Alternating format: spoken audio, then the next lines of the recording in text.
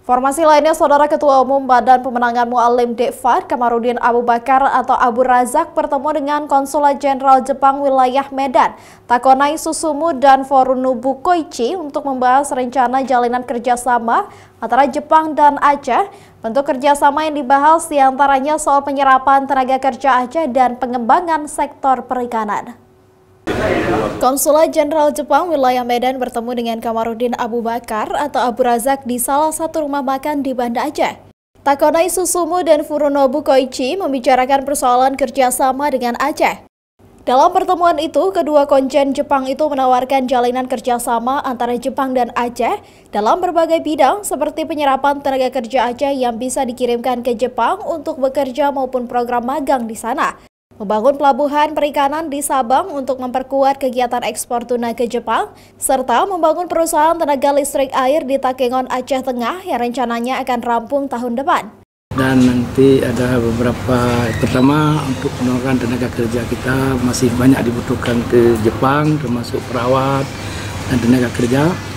Dan mungkin dari bisnis, mungkin nanti orang ini ada buat pelabuhan di Sabang untuk perikanan lah, untuk ikan-ikan tuna atau ikan-ikan yang lain yang bisa kita ekspor ke Jepang langsung. Proyek-proyek yang sedang Jepang lakukan ini seperti Pak Abu katakan di pembangunan pelabuhan perikanan di Sabang, ini sedang dilaksanakan juga.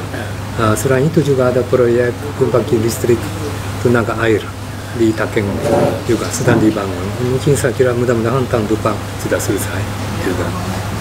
Itu proyek pemerintah Jepang yang penting juga. Selain itu juga sebetulnya banyak komoditi Aceh sudah diekspor, sawit, ikan tuna sama kopi banyak juga. Nah ini ingin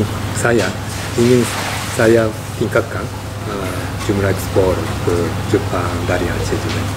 Adapun hasil dari pertemuan ini nantinya akan dibahas oleh Abu Razak kepada Muzakir Manaf dan Fadullah sambil menunggu penetapan gubernur dan wakil gubernur Aceh terpilih dari KIP Aceh. Hasil pertemuan itu juga bisa menjadi perhatian khusus bagi pasangan Mu'allim Dekfad dalam rangka menjaring investor dari luar negeri untuk membangun Aceh ke arah yang lebih baik sesuai dengan visi misi 5 tahun ke depan yang telah disampaikan dalam Pilgub Aceh 2024. Nova Bisdayanti, Kompas TV, Banda Aceh.